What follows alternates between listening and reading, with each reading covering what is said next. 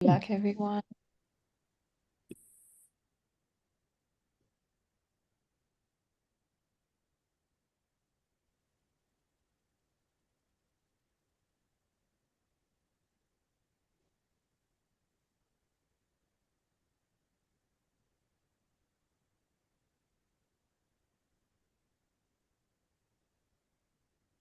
Welcome, everyone. We'll just give this a few minutes for participants to join, and then we will get started.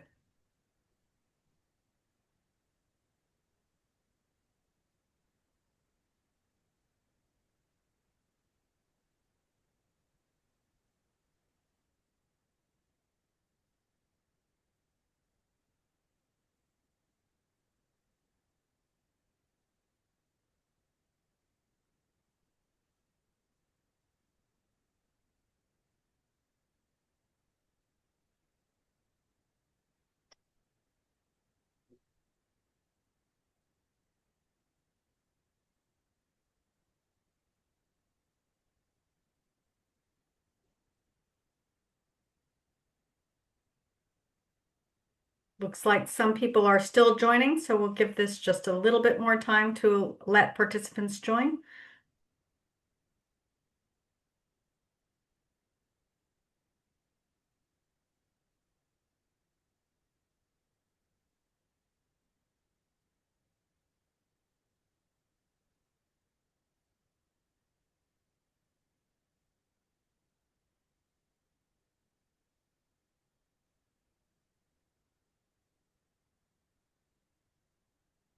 All right. Great. Okay. It looks like we have leveled off for now. So in the interest of time, we'll get started. Welcome, everyone. My name is Rebecca Firth. I am with CHW Central. Welcome to the webinars, the state of investment in community health workers in Sub-Saharan Africa, what the data tell us, and what we still don't know. I'm going to go over a few housekeeping items, and then I will hand over to our moderator to start the webinar. I have 4 items of housekeeping to share with you today. The first is that this webinar is being recorded. All registrants will receive a copy of the recording following the webinar. For questions and answers, please add them in the Q&A function for the webinar. You'll find that at the bottom of your screen. We will be tracking Q&A as the presentations proceed, and we will field questions through a discussion once the presentations are complete. Some questions may be answered directly by the presenters in the Q&A where feasible.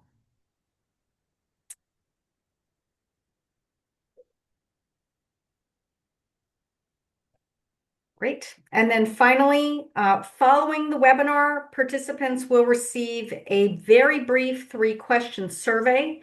We would be very grateful if you would take a few minutes to complete this survey. We take these results very seriously. They will help us improve future webinars. So thank you in advance for your time in doing that. With that, I am pleased to welcome our moderator for today. Our moderator is Dr. Henry Perry. Dr. Perry describes himself as a semi-retired, but still very active, I assure you, faculty of the Johns Hopkins Bloomberg School of Public Health in Baltimore, Maryland. For those of you that are familiar, and I think most people on this call must certainly have read some of his work. Dr. Perry has had a very rich career and is dedicated to community health in particular, and has done much of the seminal research on community health workers. He's worked in community-based primary health care across multiple countries, including Bangladesh, Bolivia, Haiti, Afghanistan, Tibet, India, and Peru. And we are so fortunate to have him today to guide our webinar. So with that, Henry, I will hand it over to you. Becky, thank you very much. Greetings, everyone. It's a great pleasure for me to be here with you. I want to share just a few opening comments to guide our webinar today. CHWs are increasingly being recognized as a critical resource for achieving national and global health goals. These goals include achieving the health-related sustainable development goals of universal health coverage, ending preventable child and maternal deaths, and making a major contribution to the control of HIV, tuberculosis, malaria, and non-communicable diseases. Community health workers can also play a critical role in responding to future pandemics. For these reasons, it is increasingly clear that with proper funding and leadership, CHWs can lead our faltering health systems into a new era.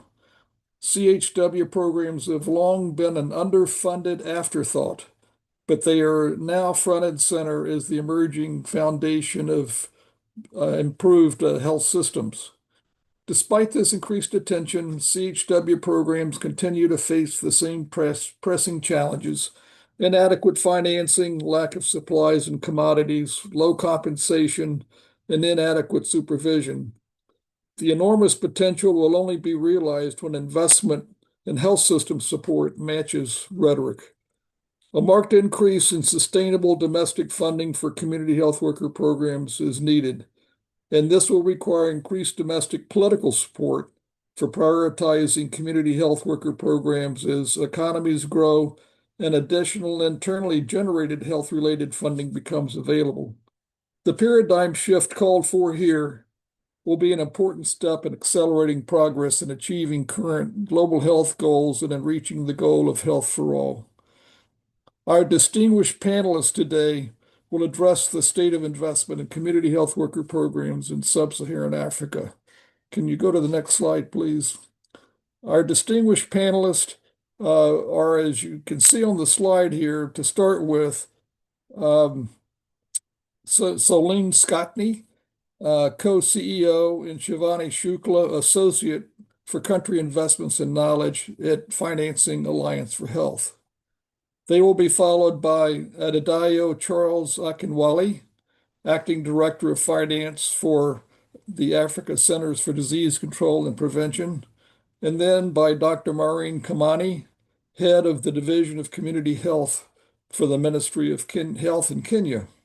And then finally, we have a group of three presenters from SHEIC, the Community Health Impact Coalition: Lenny Baziro, Policy Director; Molly Lauria, Consultant; and a very special guest, a community health worker, Bernard Otieno, on the advisory board for SHEIC as well. So without further ado, let us move to our first presenter. What I would like to do, each presentation is scheduled to be 5 minutes, and I would like to have an opportunity for a minute or so if anyone has a very brief question of clarification or just a factual question. We'll have a chance for that after each presentation for 1 minute.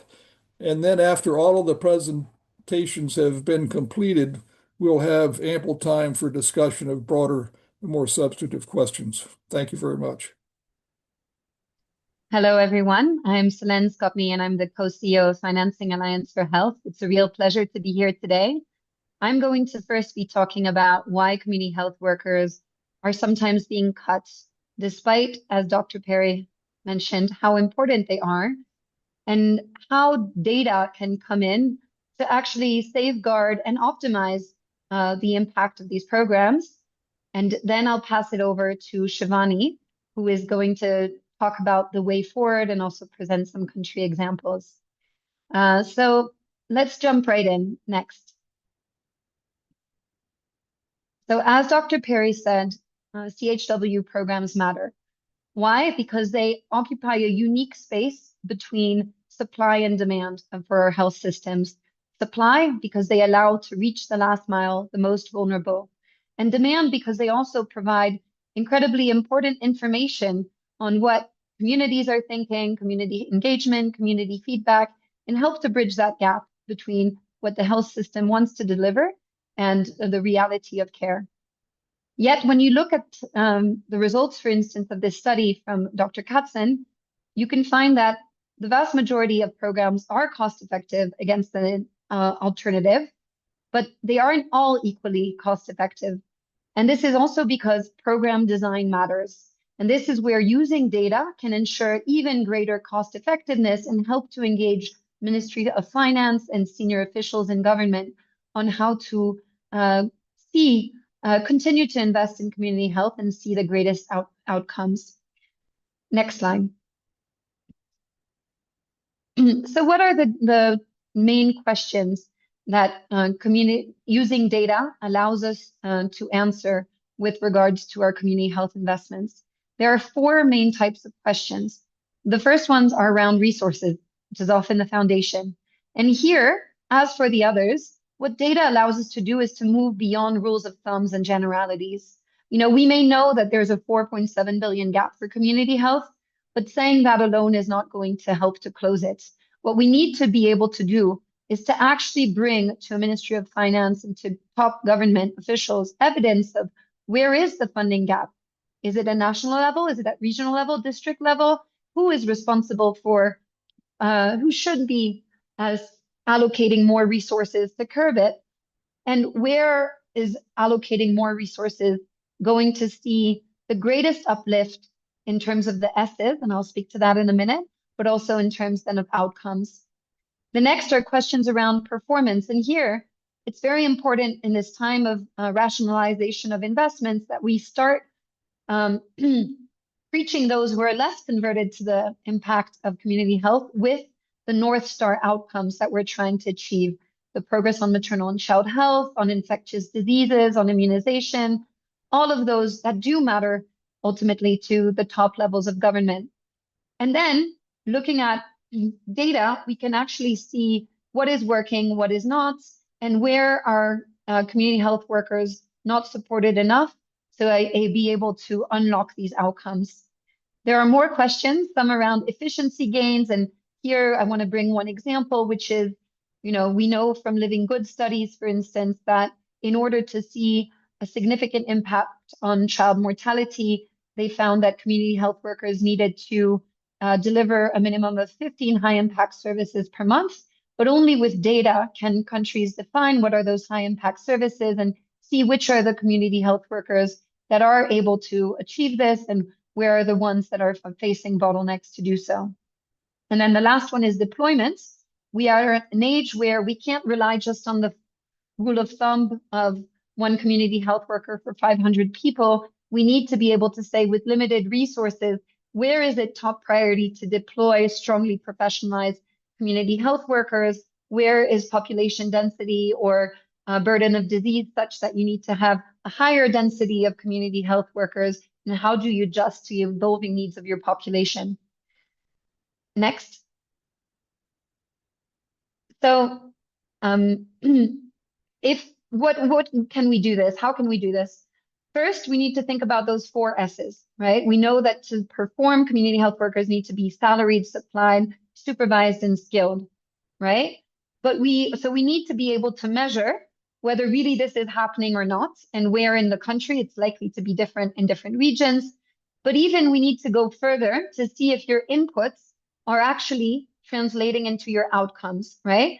So we want to be able to measure on the whether not only you have the right inputs, but even if you look at this framework and it's adapted from Gabson and al. Gabson and al. Was looking more at the theory of change of community health. But in terms of data, what you then need to do to prove that this value chain analysis is functional is to actually be able to unpack, okay, under deployment, can I look at my recruitment, my training, and my incentives data? Are community health workers being paid on time, for instance? Around supportive systems, are we making full use of performance appraisals and data? If you look then at the next batch, what is data showing me in terms of community health worker competency? What is data showing me on community health worker well-being? Then to move to the right of this theory of change, what is the data showing in terms of community access? Does the community have knowledge of the service availability at community health? Are the referrals and counter referrals working from the community health perspective? Do they consider the care community centered? So we see that ideally to even get to those last health outcomes, we should be collecting as much data as possible and integrating it to be able to ensure that we have translation from our inputs to outcomes. What does it happens if we don't have that data? Well, we're stuck in the situation on the right. Next, you may be familiar with this cartoon, which says, there's a lot of inputs, then a miracle occurs, and then we get to the outcomes, right? So only by being driven by good data can we ensure that this miracle occurs in the form of evidence-based decision-making for community health. Next. What is, though, the situation of our programs today for the most part? Well, the good thing is that we have a lot more access to data that we did maybe even 5 years ago, right? We actually do have data. The problem we have is that one, the data is often still poor quality, and two, the data is not integrated for the most part. So if you were a pilot, you would want an amazing cockpit, right? You would want many instruments, and you would want those to be connected so that what you would do on one, you could understand the impact on the other. But in truth today, a lot of these systems in a majority of countries, between LMIS, EHIS2, HRH data, payroll data, they live in different parts of your ministry, and they don't even having visibility on how they're evolving, if they're evolving together in the right direction, if they're not, or only in some sub-regions. It's very hard for you to have this full read, and you're still stuck in that middle, or where you're hoping that a miracle will occur. And an extra problem is that a lot of the community health workers, which were 82% externally funded, were vertical, because 70% of donor-funded programs were single disease. And so you would like to be able to see now with integrated community health workers, if you're able to deliver on many different diseases and where are the bottlenecks, but often that data lies in different instruments. And so you have limited fuel to run your plane, right? You have limited money, and it's only if you're able to connect those instruments that you're going to be able to reach your destination safely and fast. Next slide. I want to give an example of why this matters, and this is some real country examples. You may be a Ministry of Finance or top level MOH, and you might see that despite your investment in community health worker stipends, for instance, you're not yet reaching your health outcomes in terms of DHIS system or HIS system, or ideally a combination of both. But if you don't have good data, it's very hard for you to know why that is the case. So in this example, for instance, you may think, oh, they're not reaching the outcomes because community health workers are not performing well. We may have thought too much of their ability. Whereas in fact, if you had all this well-functioning cockpit, you could identify that in this case, it's actually under supplies, that both the community health worker and the health facility are not well stocked, which really limits the impact then of these community health workers, because we all know that, often deworming or paracetamol or others can be like a way for community health workers to be more welcomed in their community and to be more able to tackle disease burden. And so instead of a response that would be, in the case of no data, community health workers being blamed for poor performance, with data, you could ensure that each of the levels, and this is both the lowest level, the primary care network, the community health worker themselves, and then also the sub-county, the county, and the national level, including Ministry of Finance, is aware of, in this bottleneck analysis, what is going wrong and where should we put the priority dollars, in this case, for the double helix of health facilities, health workers to work. The response should be more stocks for both health facilities and community workers. I'll pass it over to Shivani to talk about the way forward and how to strengthen this situation. Thanks, Solen. So these problems that Solen just talked about, they can be resolved, and it has been done before. So as she said, the data cockpits can be fixed. Let's look at Rwanda, pre-2009. It had the same situation that many countries have today. Supply and supervision were the weakest links, so they deployed, to resolve this issue, deployed a series of reforms to fix exactly those two S's, the supervision and supplies. And so to repair those instruments and connect them in the cockpit, like Solen said earlier, between 2008 and 2011, Ministry of Health distributed medicines directly to CHWs across 15,000 villages. So then the supply instrument, because of those medicines, got connected in the cockpit.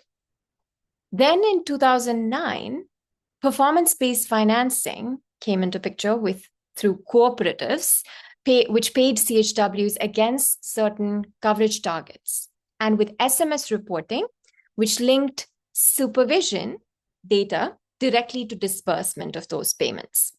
And so supply, supervision, coverage, and payments all began to read together on the same panel. Now, what was the result? We see on the right that the under 5 mortality fell by 67% between 2000 to 2015. Consultations by CHWs doubled in supervised districts. And this way, Rwanda fixed the weakest functions and connected them in the cockpit.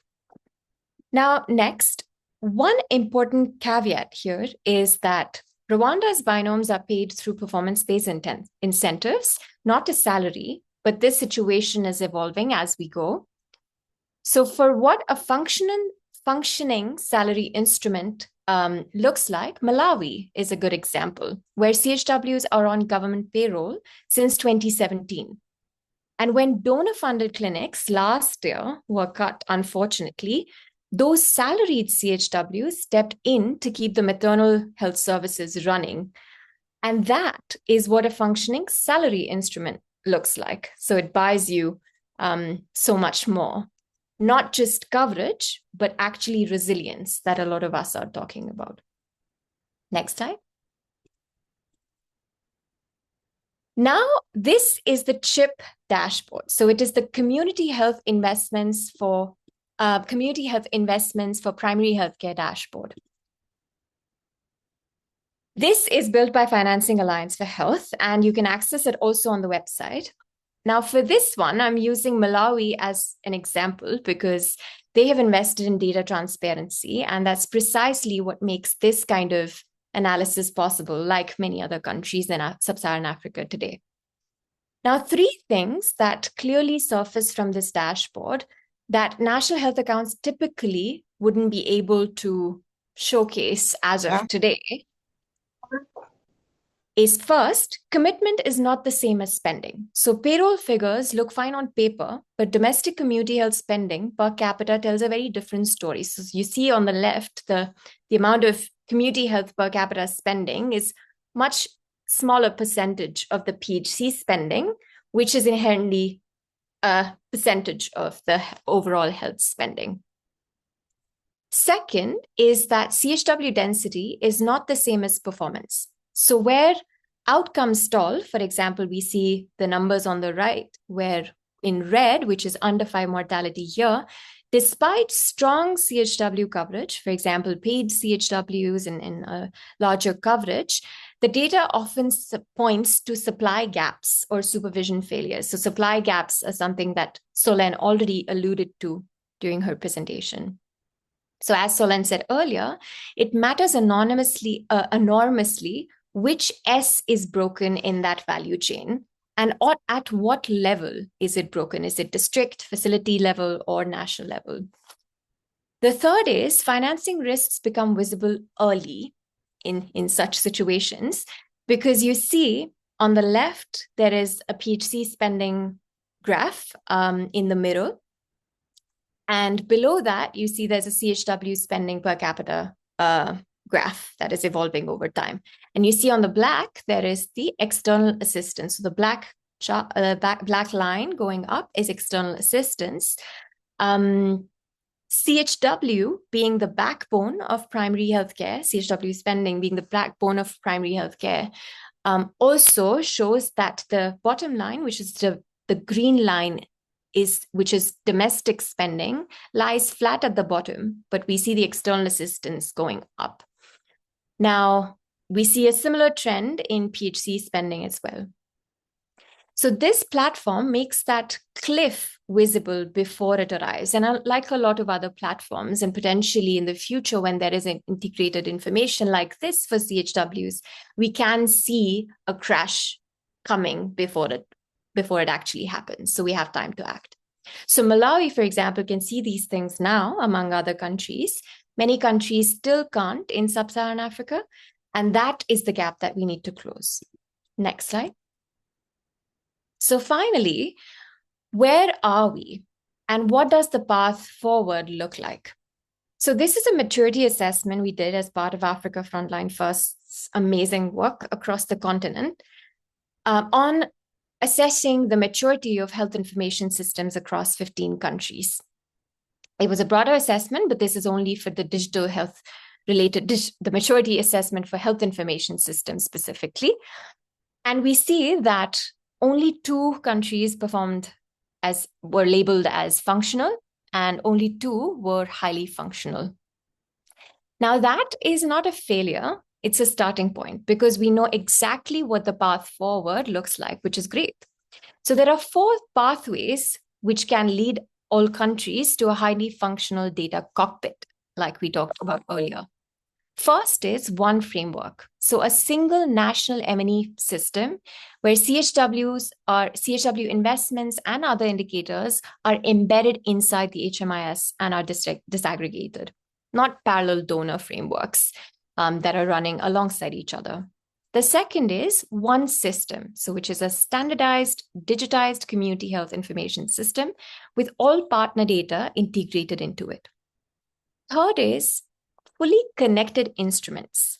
That is, for example, HMIS linked to LMIS. So basically surveillance systems and other EHIS, all of them speaking to one another at the least. So a full panel reading is visible in the cockpit. And finally, and this is the one which is often missing, which is using it for decision-making regularly. So not just reporting upward or downward, but data flowing back so that everyone is able to utilize it to make those decisions that they need to. Now, next, when those 4 pathways come together, something important happens. And this is what I want you to leave with. You don't need a perfect data cockpit to take off. You need enough instruments reading to navigate. So we are at a starting point because once we start that we want to use data, even imperfectly, the virtuous cycle of data will begin. So better data, even if it is incomplete, will become visible across different levels. So community, facility, district, national. And that visibility drives better decisions, like Solen said, on stock, on supervision, on reporting. And better decisions improve outcomes. So improving outcomes justifies more investments in the system. And investment generates, in turn, better data for community health. So that cycle deepens and repeats. And we're genuinely at an important moment. More data is being generated on community health than at any other point in history, like Solen mentioned. Governments are building systems, donors are investing in data, infrastructure, and fiscal transitions, albeit difficult, they're providing an opportunity. And so the opportunity is now to connect what already exists, standardize it, and tie it to decisions and outcomes. This is how we protect and optimize CHW investments at a time when every single dollar needs to show its value. Thank you, and I'll give it to you, Henry. Thank you, Shivani and Solen. Thank you very much for this. Are there any very brief, specific questions about their presentation before we move on? We're running over time, so I don't want to dwell on this. So I guess not hearing any, we'll move directly on to the presentation by Adedayo Charles Akinwale, Acting Director of Finance for Africa Centers for Disease Control and Prevention. Adedayo, it's great to have you, and thank you so much for joining us. Yeah, thank you so much, Henry. Thank you to the organizers. My name is Charles Adedayo. I'm the Acting Director of Finance for African CDC. I'll be speaking on the topic Continental Financing Landscape and the role of African CDC in tracking and mobilizing CHW investment across Sub-Saharan Africa.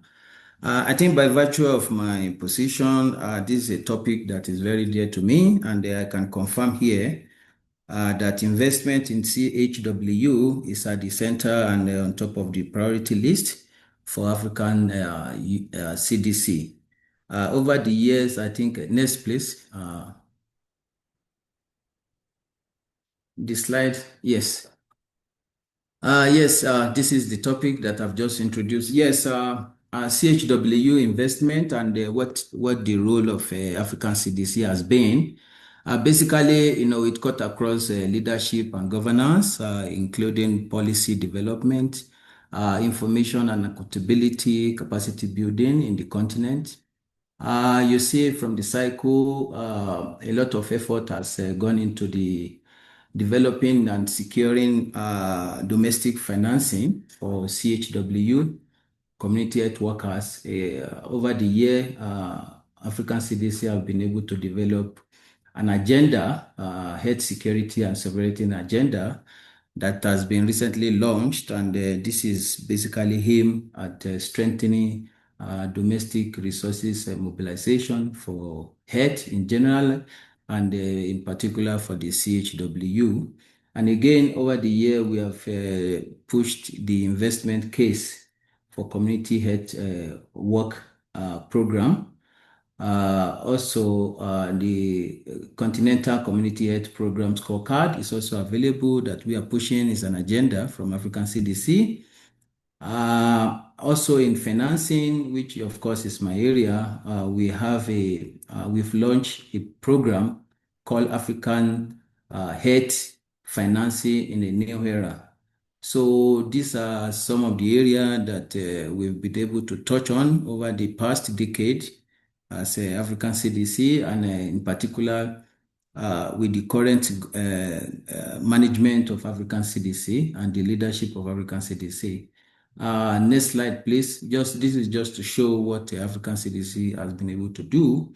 There's a study that was conducted and which was very good, and the document is there, Continental Landscape Survey Report.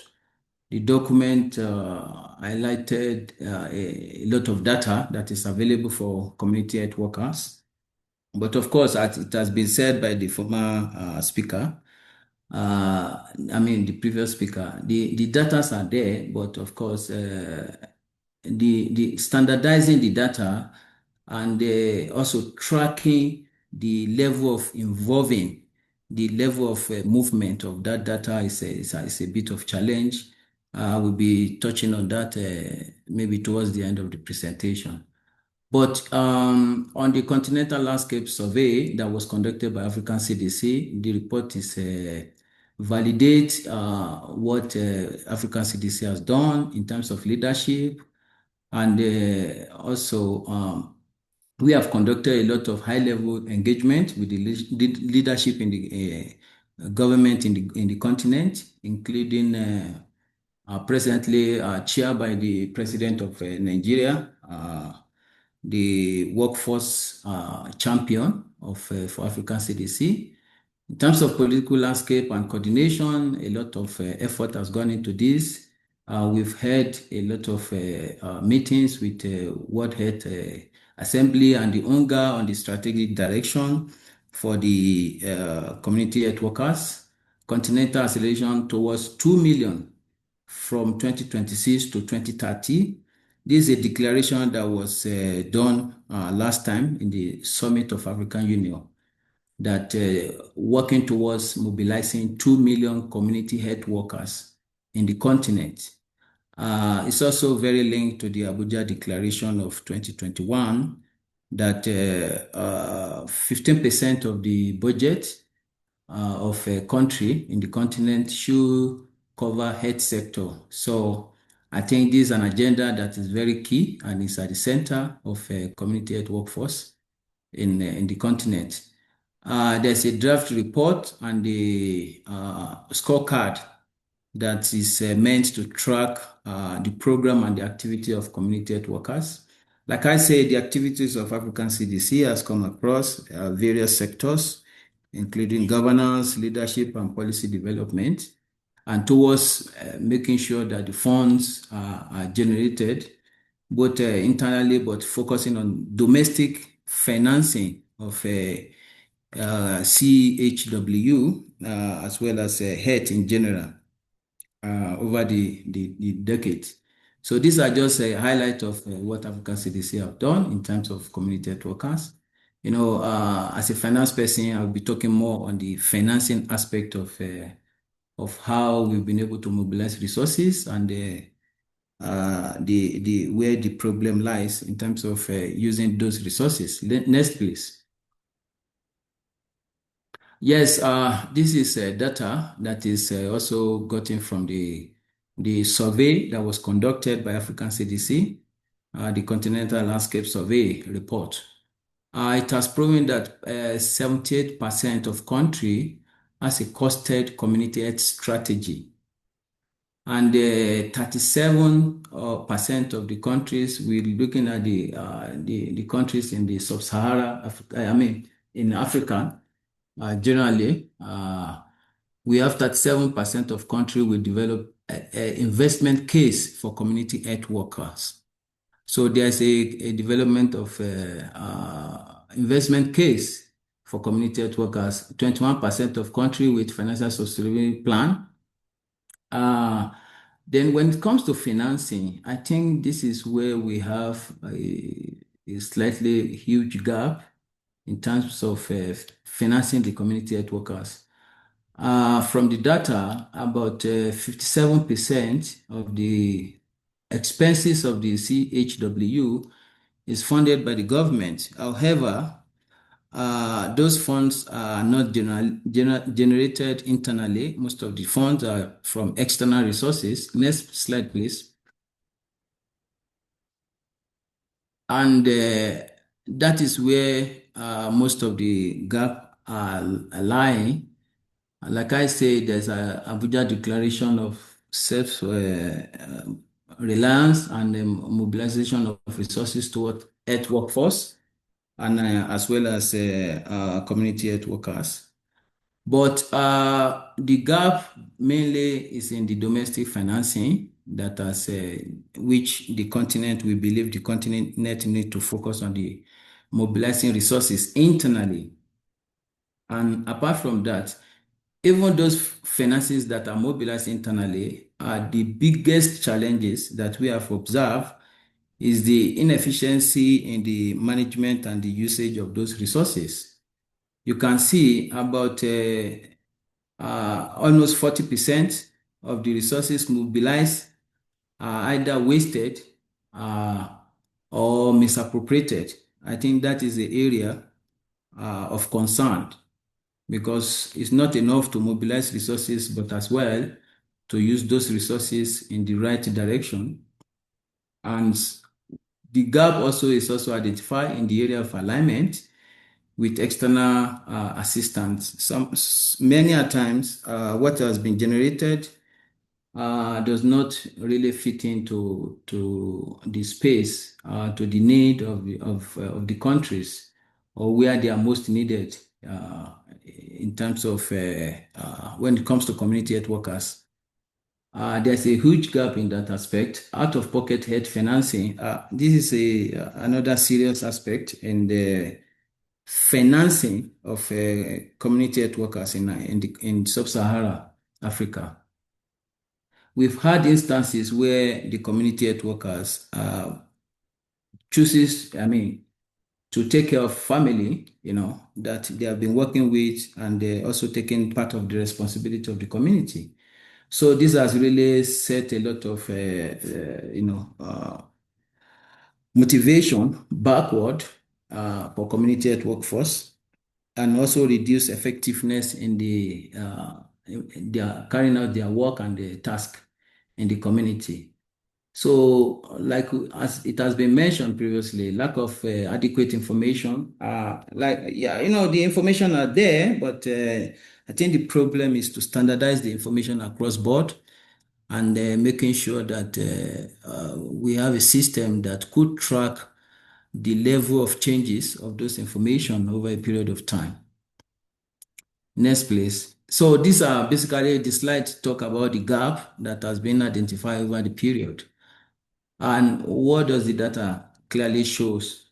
Like I earlier mentioned, external assistance cover over 70% of what is currently obtainable for community health workers in Sub-Saharan Africa.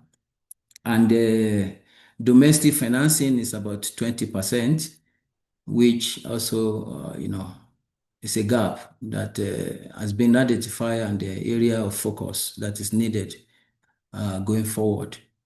So transparency and the inconsistency, those are gaps, and the data are there, and even in the survey that was conducted, those issues and the problem have been highlighted. Next, please. Yeah, for the sake of time, all the evidences of the survey shows that 6 member states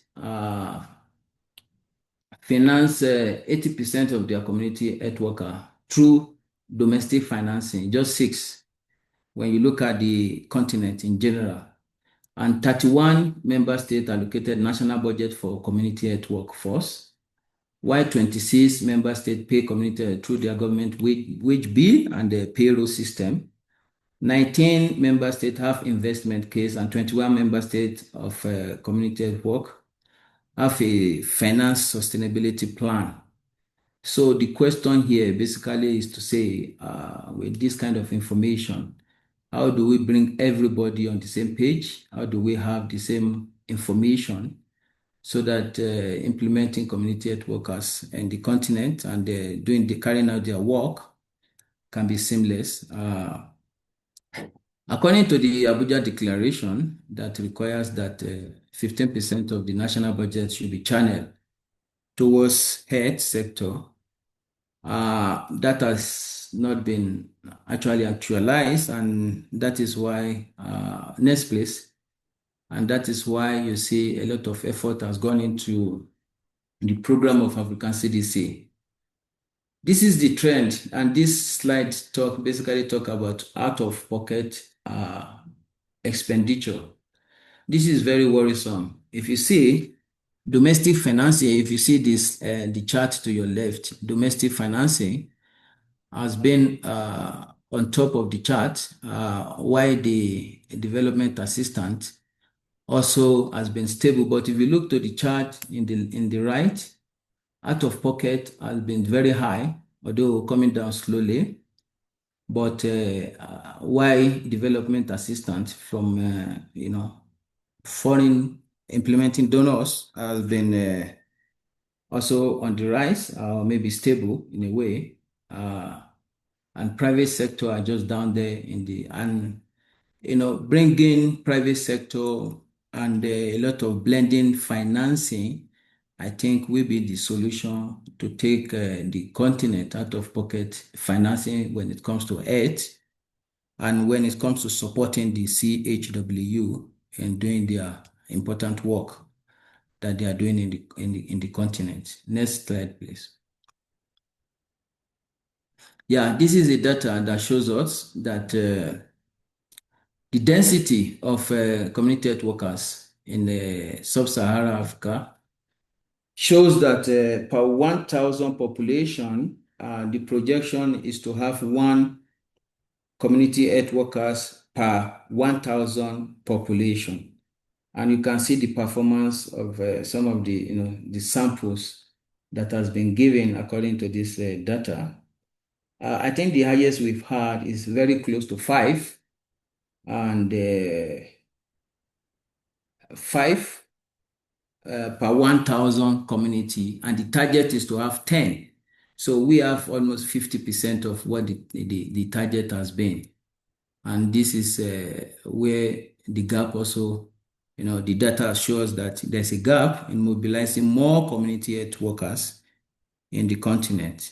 But financing has been the challenge. Next slide, please. Financing has been the challenge, and in the continent, and the work of African CDC has covered pretty much area of financing to make sure that we are, mobilize enough of resources for CHW.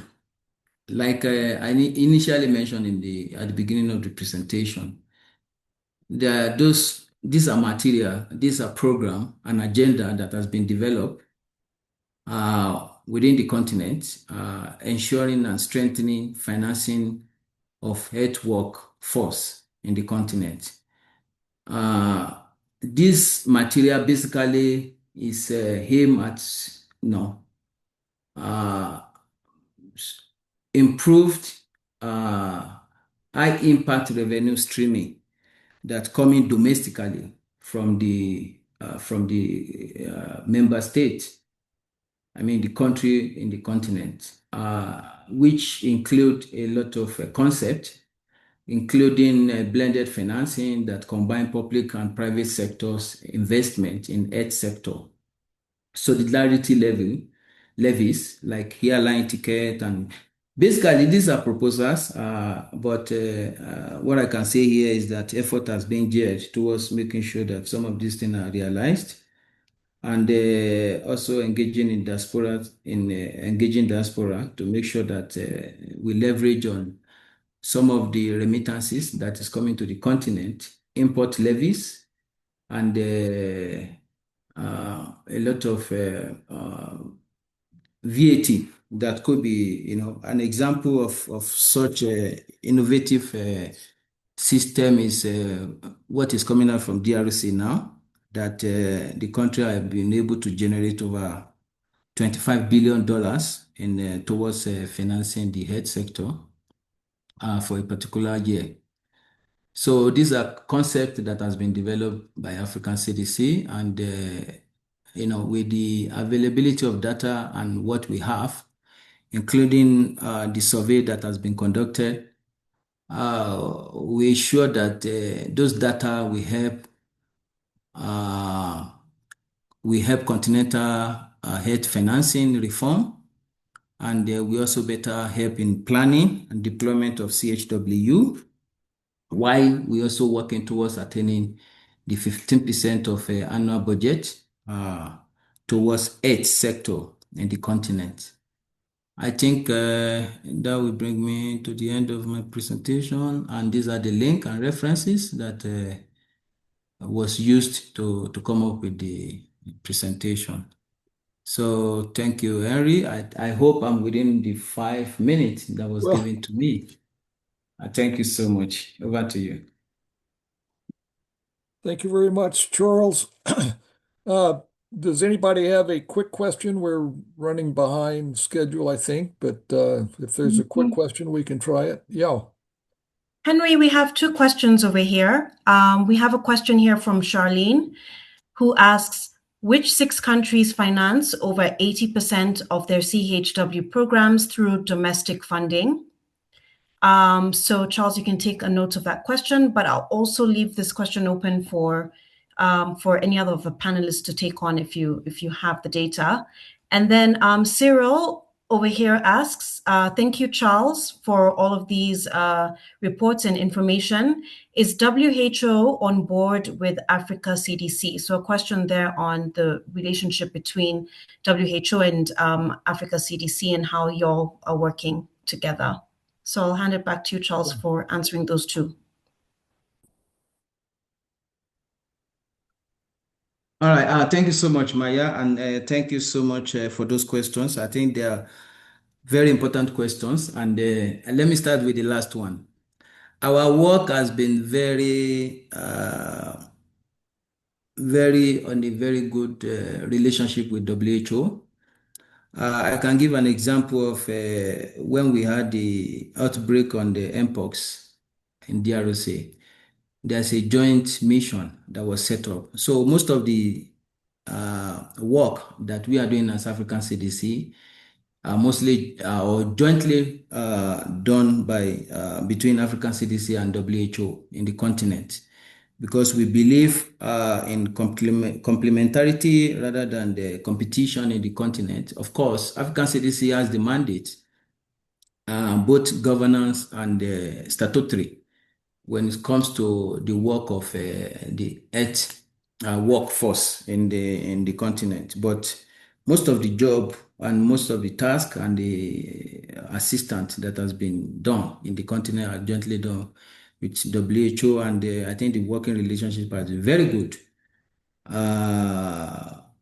There are a lot of joint assignment, joint tasks that has been done. I think the data are there, the informations are there. We work closely and in fact, in terms of survey that was conducted was done with joint effort with WHO. So I don't want to overemphasize that point, but our work has been very cordial. We work closely together. For the first question, I think there's a slide that I presented that has that data. The data is also in the investment case. The investment case is online. It can be Googled, and the information are there. So those countries are Rwanda, Ethiopia, Nigeria, Kenya, and Zambia. Those are the 6 countries that have 80% of their community health work program that is funded through their budget. Yes. Okay. Thank you. Okay, Charles, thank you very much. Let us move ahead now, and we're very fortunate to have Dr. Maureen Kamani, who is head of the Division of Community Health for the Ministry of Health of Kenya. So, Maureen, please go ahead. Thank you. I think that I'm going to present next, and then we'll have Maureen follow. In terms of, no worries, we just changed it, just in terms of timing. So my name is Molly Laria, and I'll be presenting on behalf of SHEIC, the Community Health Impact Coalition. And I'll present some findings, and then I'll pass it off to Bernard to present some words from a community health worker. Next slide. Thank you. So good afternoon and good morning, everyone. In this section, I'm going to draw upon insights from a global analysis of health policies. I'm going to focus, of course, on Sub-Saharan Africa, and we're going to examine how governments use policy to help shape investment priorities for community health worker programs. And so more specifically, I'll look at whether those policies commit to formal recognition, remuneration, and stronger workforce conditions for community health workers, and where important data gaps remain at the national and global levels. And as I just mentioned, after my overview, I'll then pass it over to Bernard. Next slide. So before turning to the data, I want to briefly explain why we should focus and unpack and understand the policy landscape.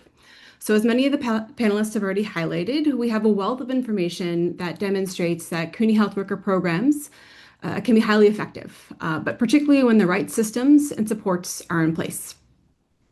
So at the same time, while we do know that community health worker programs are highly effective, we do see a gap in the national scale-up or institutionalization of these effective models into national health systems.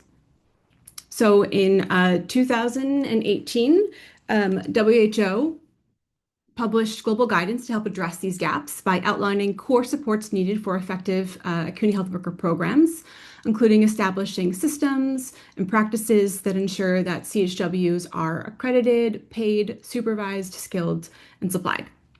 So by focusing on a country's policy landscape, we can better understand its commitments to CHWs, what governments are choosing to invest in, and whether the conditions needed to support effective CHW programs are actually in place. In that sense, a policy offers an important window into how countries are structuring and prioritizing investments in CHW programs. Before I present our findings, I just want to note that some of the topics that I'm going to present on overlap with the previous presentation from Charles. So just to clarify, this is a separate analysis. We're in the process of finalizing right now, and it draws upon policy documents only, so just government issued documents and policies that are available as of today. Whereas I believe Charles's presentation is reported via surveys, I think it was a year or two ago. So just bear that in mind while I present our findings. Next slide. Okay, so first, let's focus on the status of CHW policies and whether or not CHWs are recognized within them. So when we look across Sub-Saharan Africa, the first takeaway is that most countries do have some form of a CHW-specific policy. We found that 41 of the 47 countries included have a publicly available CHW-specific policy, and this is higher than in other LMIC countries that we included in our analysis, which suggests a strong policy attention and commitment and recognition of the importance of CHW programs within the region. At the same time, it may also reflect how CHW commitments are being formalized differently across settings, since other countries, they rely on broader legal frameworks, decrees, or other government documents rather than a single CHW-specific policy. But that picture becomes a bit more mixed when we look a little bit more closely. You can see that only 25 of those policies are currently active, with 25 of those policies are active and 22 are now expired, including 9 that expired in 2025. And we also looked at 2 core indicators of workforce recognition, which is accredited and paid. So we saw that all 47 countries recognize the responsibilities, qualifications, or competencies of at least one CHW group to some extent. But we saw that only 35 met our threshold for full accreditation, meaning that all 3 of those elements were present, while 12 did so only partially, meaning they only included just 1 or 2 elements of details on responsibilities, qualifications, and competencies. And then regarding payments, we see that 33 countries provided for payment for at least one CHW group. As countries may include multiple CHW groups with different payment arrangements, this reflects the highest level of payment identified within each country. And as I mentioned before, the WHO recommendations, they call for CHWs to be paid commensurate with their roles and responsibilities. And so we see that among the 33 countries that pay at least one CHW, 17 included salaried roles paid via the government wage bill, and 16 reflected regular payment arrangements that were not necessarily salary, but arrangements such as monthly stipends, but still guaranteeing regular payment to community health workers each month. But then we also see that there were 8 countries that reflected unpaid or irregular arrangements, and that includes performance-based incentives. And then we saw that there were 6 that didn't provide any information about community health worker payment. So the broader message here is that CHWs and CHW specific policy, that commitment is quite high. But we do see that it is a bit uneven. We see that formal workforce recognition is much more mixed than the presence of a policy alone might suggest. And while many countries provide for some form of payment, we still see that 14 still do not provide for regular pay for CHWs. Next slide. Okay, now in switching to looking at the current status of financing, so we see that 37 out of 47 countries included some commitments to domestic financing for CHW programs, and 28 had included costed programs. So they included a budget detailing each year how much the policy would cost to put into practice. But even when where there were domestic financing arrangements referenced, it was often in limited specificity in how those arrangements were described, how they'd be put into practice. So in some cases, financing was framed much more as a future direction or aspiration rather than clearly defined plan for how the CHW program would actually be funded, the extent of which it would be funded, and where and by whom. And when we looked for evidence on actual budget expenditure, only 10 countries showed evidence of CHW budget expenditure. So, and that even when you look at budget expenditure, that's sometimes unclear whether that is coming from external resources or it's coming from the domestic budget.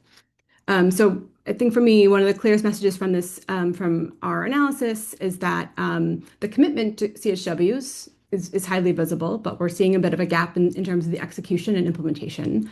So countries may reference domestic financing in their policy or planning documents, but it's often difficult to determine exactly how those commitments will be operationalized, and harder still to assess whether they have been executed.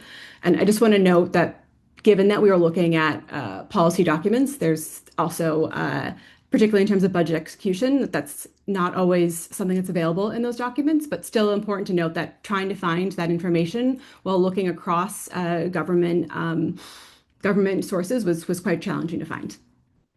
Next slide. So in terms of, based on what we saw in the documents and trying to get a better understanding of data gaps and needs.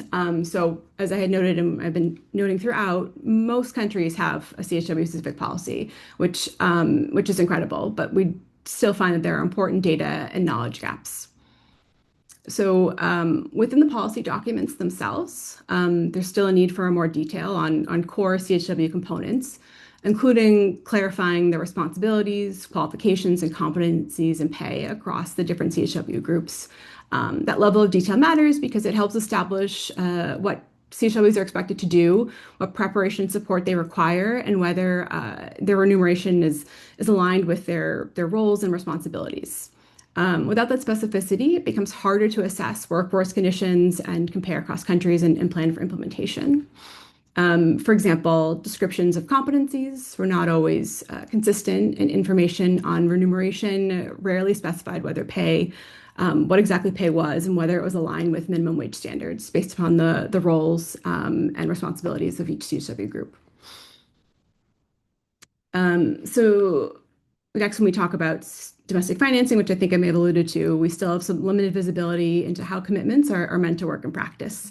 Policy documents often mention financing, but they don't always clearly articulate the mechanisms or plan mechanisms, how funds are expected to flow from national to community levels or from decentralized to community levels, and whether resources are actually being spent on CHW programs, whether they're reaching CHWs and the communities they're meant to serve.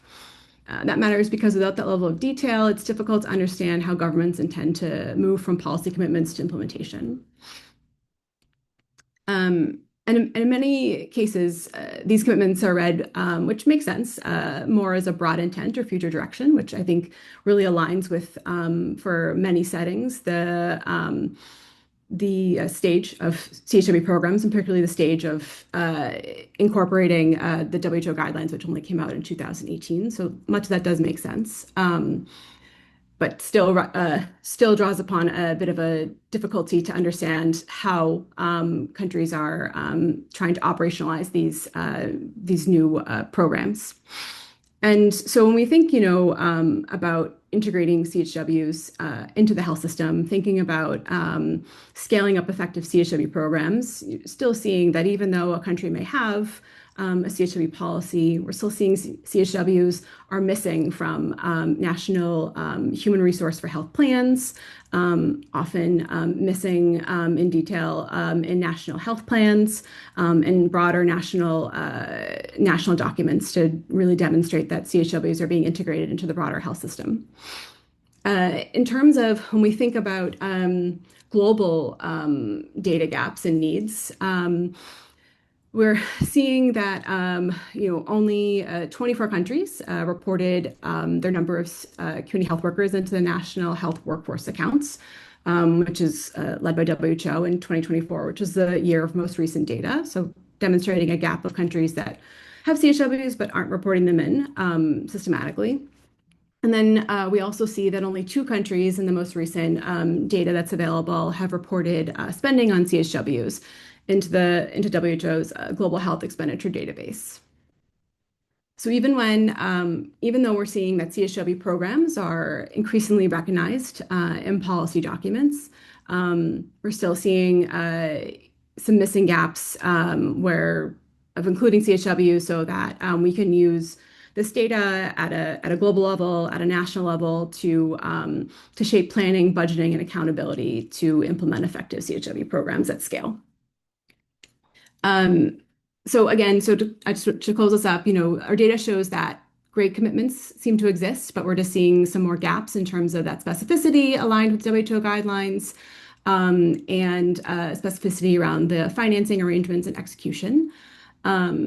So seeing some gaps to understand what's happening in practice and implementation, which I think nicely complements the previous presentation by Africa CDC. So with that, I'm very pleased to pass off speaking responsibilities to Bernard, who is a community health worker and advisory board member of Chic, who will bring a very important perspective of the lived experience and speak to his experience as a CHW. Thank you. Thank you very much, Molly, for the opportunity that given unto me to do the presentation, the views of the community health workers in terms of investment. My name is Nadutieno, and I'm a community health worker working in the Sub-Saharan Africa.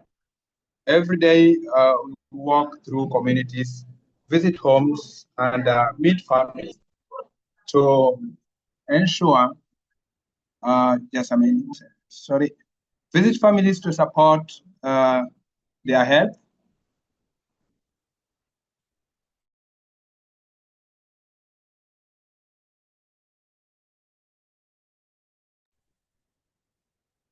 Can you switch to the next slide, please? Thank you so much. Bernard, are you able to come back on to present? There we go. I'm sorry you lost me. I'm sorry you lost me. I said that I'm Bernard Tieno, and I'm a community health worker in Sub-Saharan Africa.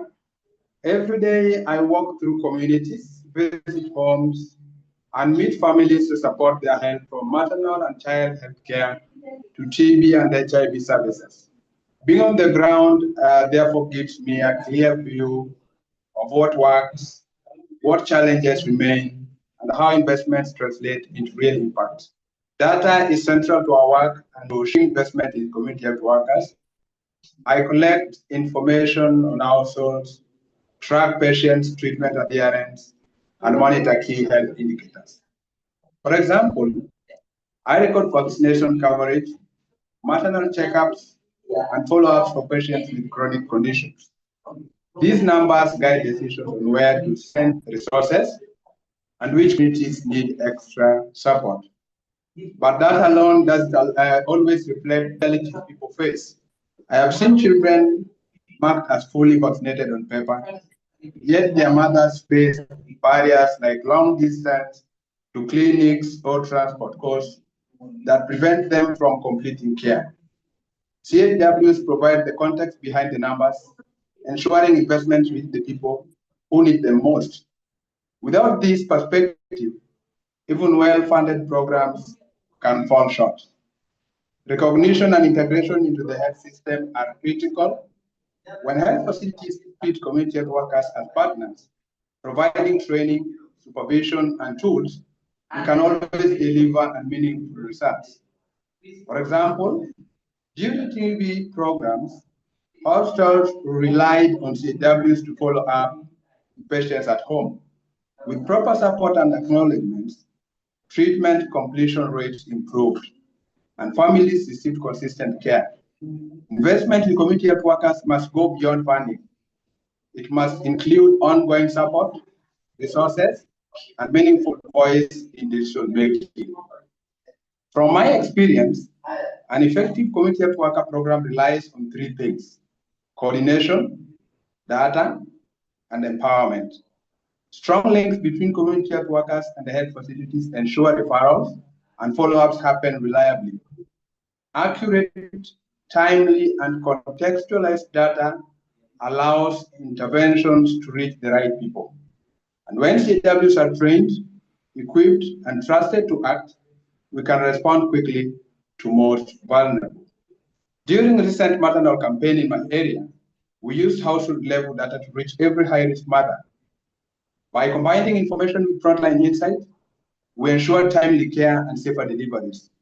This is how targeted investment, guided data, and CHW experience translates into real results. Malaria intervention in my area has seen significant improvement with investment made on CHWs. By provision of rapid diagnosis test kits, and malaria drugs being provided to them for early interventions. However, much more still needs to be done by local mobilization of funds to stabilize the provisions. This is just another example of targeted data usage with proper investments. Investing in CWs in Sub-Saharan Africa works best when it combines financial support, training, recognition, and data-driven guidance. We are the bridge between communities and the health system, and the strengthening that bridge ensures investments make a real difference in people's lives. Thank you very much, and have a good day, everyone. Thank you. Yeah. Bernard, thank you very much for this very helpful perspective from the grassroots level. We're running out of time. We have 20 minutes left in our webinar. We are now ready to hear, I think, from Dr. Maureen Kamani, who is, as I mentioned, the head of the Division of Community Health for the Ministry of Health in Kenya. She does not have any slides, I understand, but she's ready to answer some questions related to how financing decisions are made in Kenya related to community health workers. So, Maureen, are you there?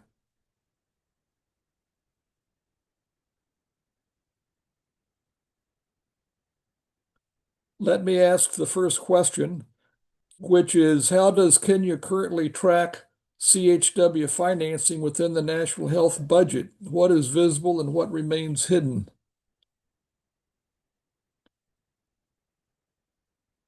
Thank you very much, Henry. Good afternoon, everyone. And it's a very interesting discussion.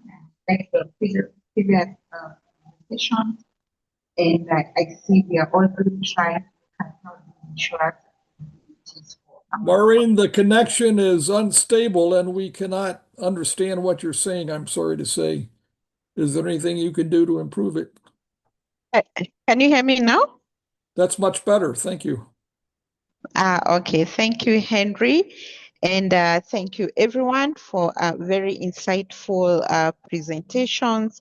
I can see we are really all trying to ensure that we strengthen our community health programs across the continent.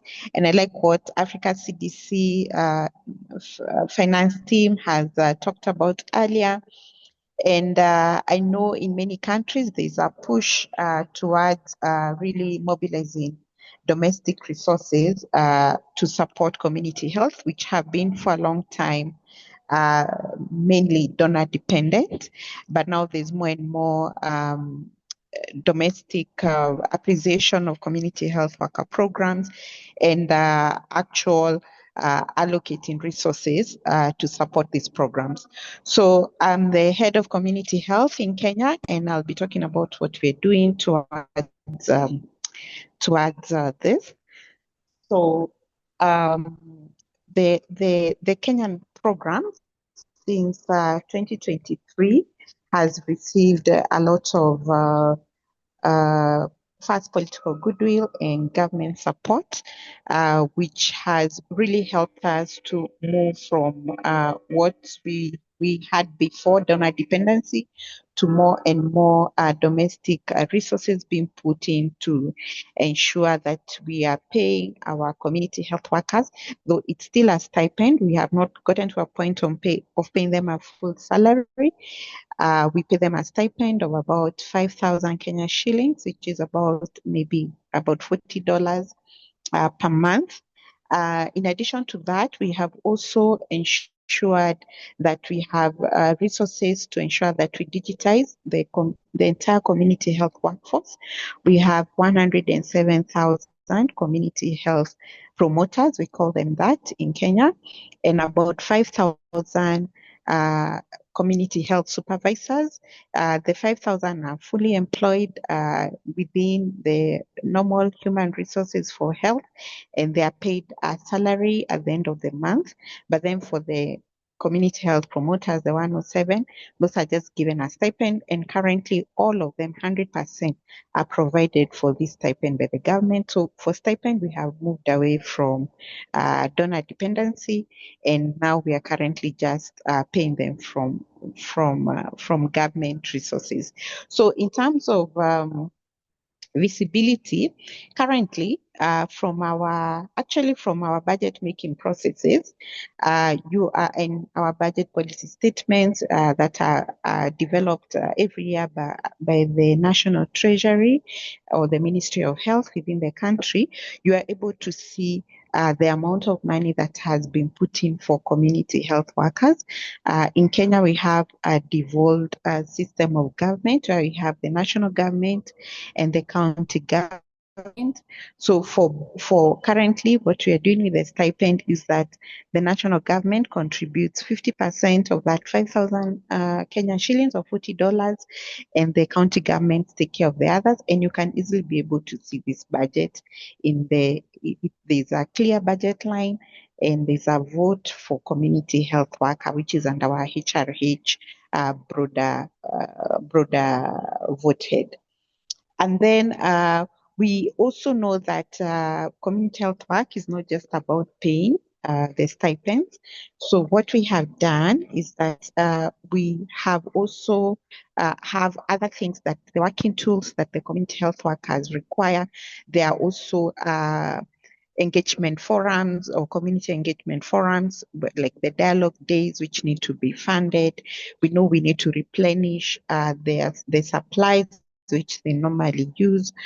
For us, we have a community health promoters kit, which has basic equipment for screening at the household, such as the BP machine, the glucometer, the strips, the weighing scale, the mark tips, we have a first aid box. So all these items need to be replenished. So that is where currently what really is not quite fully sustained. As government, we did a one-off support to all the CHPs, but I think the current challenge is now really looking at the resupply of the items that need to be resupplied. We know within the devolved units or the subnational level, there are different subnational entities which do resupply, but that we're not able to really capture that budget well. So that's an area that still remains a challenge, and also ensuring sustainability of our supply chain for community health is another area that we are really looking at, ensuring that it's embedded within the domestic resources. Having said that, I know we have many other partners within the country, such as the Global Fund, who are supporting some of the items, but only for certain regions of the country with certain endemic diseases such as malaria, where there is support for the malaria RDTs, the support for the first line malaria medication.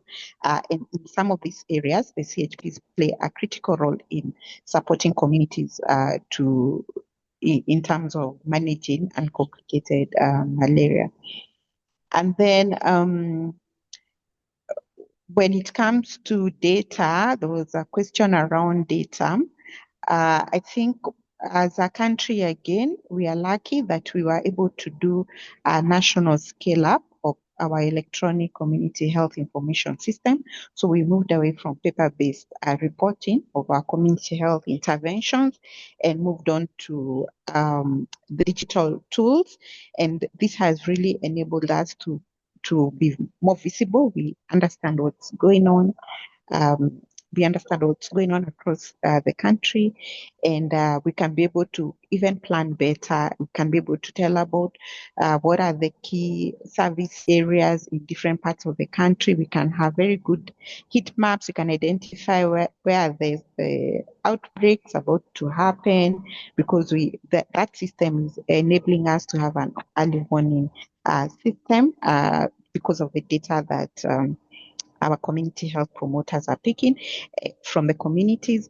And now this is the data that over time we are utilizing to ensure that we are requesting for additional resources from Treasury based on the information we are getting from the scale up we have done. And also, we are using this data now increasingly to look at our performance management system, so that we are able also to incentivize the CHPs who are doing more, and also encourage the others who may not be so active, and therefore their communities may not be having the support that they require. So and all this, as Kenya again, we have what we call the primary care networks, where the community health program is a foundation, and these are a very increasingly good linkage between the community health systems and the primary health care facilities, where the community health are linked, so that there's a closer working relationship and also more support that we are looking into that area. And also, this has enabled us to have some initial discussions with our social health authority, which has already established a primary healthcare fund, and to see how we can tap into some of the resources that are going towards primary healthcare to fund our community health interventions, which are currently not funded. I think one of the critical things, and number three, I know recently we did a resource mapping with the Financing Alliance for Health, just to look at what are the partners putting in, what is government putting in, actual expenditure going into community health. And I think this is an area that we really need to improve in terms of just everybody being very open, so that we have visibility of what the government is putting in, we have visibility of what the partners are putting in. And so we really want to institutionalize our resource mapping tool so that it's an annual exercise. It's still a long way to go, but I think that's the way to go. At least we have the first report from that exercise, and we know that if we continue at it, then we'll have more and more partners just being open about where are they actually putting in within the health sector, and particularly within the primary healthcare space. So that's my presentation for now from Kenya. Back to you, Henry. Okay, thank you very much, Dr. Kimani. We now have 8 minutes left. Unfortunately, we don't have more time for discussion, but I'd like to ask Maya to share any questions that she thinks are most relevant for our panelists with the time that we have left. Maya. Sure. So there's a question here from Ellie Buona. He asks two questions. I'll just read it out here. How can community-based organizations be more formally integrated into government-led community health systems, particularly in coordinating with community health workers, so that their role in community-led monitoring, health literacy, and accountability is sustainably recognized and financed? And the second question here is, given the critical role CBOs play in trust building, community data generation, and supporting community health workers, how can institutions like Africa CDC design financing models that sustainably resource these community level functions at scale? Maya, thank you very much. So if any of the panelists would like to respond to either one of these questions, please go ahead. Just speak up.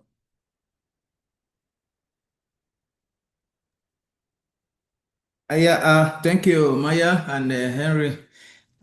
This is Charles here from African CDC. I think the question is mainly straight to financing. And I think my response, if I hear you clearly, especially to the second question, saying how can African CDC ensure that they have a standard mainstream of financing the CHW? I will say, it's a continent, and it has to be a decision that is also acceptable to the government and to the people.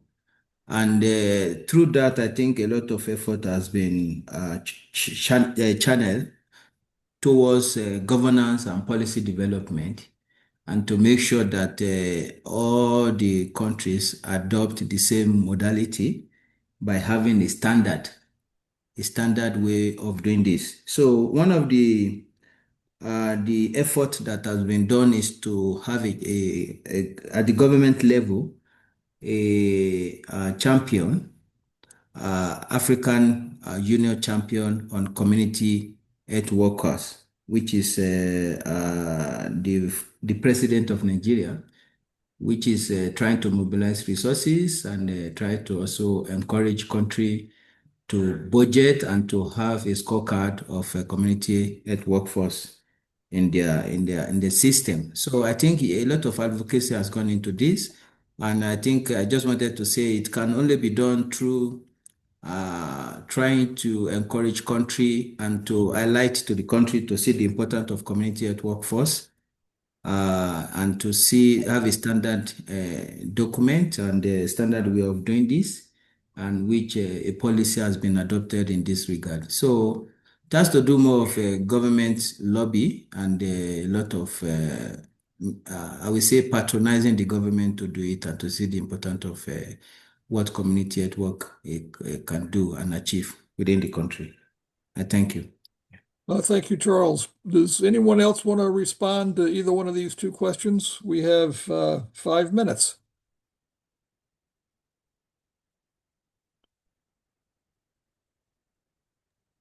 Maya, perhaps you want to read another question? Yes, we'll just do one more. This question here is from Alice, and you can also check on the chat box. There are some other questions that have been answered by the panelists. So how can community health worker programs be strengthened to better support young people living with chronic conditions such as diabetes, particularly in low resource settings? Yeah, happy to talk to that. I would say that a number of countries have leveraged the integrated and professionalized cadre of community health workers to include testing and adherence for NCDs such as hypertension and diabetes. As you probably know from Kenya, for instance, that in the CHP kits there is blood pressure testing, for instance. So for NCD conditions, there is more, it is an incredibly powerful tool, right, to have community health level activities. And you can see even in the West that the majority of the activity in the older populations, as well as for, of course, young people who are early affected, the majority in the West of community health worker efforts are on non-communicable diseases. And as the countries in Africa transition to having this epidemiology of a dual burden of both infectious and non-communicable diseases, it's important that service packages be adapted to include this. Of course, they then need to be supplied, skilled, and supervised to do so. And so ensuring there's good training, because as you know, for instance, for young people living with conditions like diabetes, it's there will be specific needs, and I'm thinking even mental health might be an issue sometimes. So really ensuring the populations are equipped. And also, I wanted to go back to my topic that for community health to have an impact, it has to be combined with strengthening of the health facilities as well. And we know that a number of countries in Africa are in the process of decentralizing diabetes care from just hospitals to also lower level health centers. And so that is also ensuring that community health workers can then amplify that impact. Over. Okay. Pauline, thank you very much. Our time is up.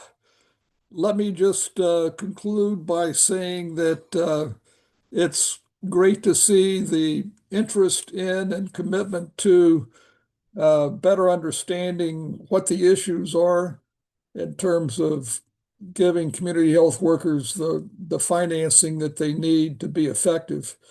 At the same time, we haven't really touched on the issue that up until this point, most financing for community health worker programs in Africa have come from external donor sources, and we live in a time now where these resources are declining dramatically. So how domestic resources can be mobilized to at least continue the current momentum is a very important issue and a critical issue for the future of this.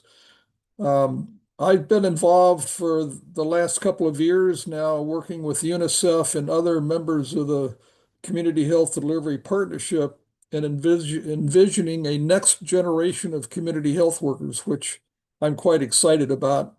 It involves thinking about how we might take what we've done so far, but really scale it up and give to community health workers through better funded and designed program, how they might be able to be more effective and how much that would cost and what the return on investment would be. So I look forward to sharing that with you as it becomes public. We will be having another webinar soon, and so you'll be hearing about that. And we hope that the questions that were not answered today could be answered by our panelists, and the ones that were the questions and responses that are in the chat box, we will make available to all of you as well in the near future. So thank you very much. And this will be recorded, as Becky mentioned at the beginning, and you'll be getting a copy of that. And so we're very thankful for your participation today, and we look forward to continuing our collaboration and discussing these important topics. Thank you. Thank you, Henry. Thanks, everyone.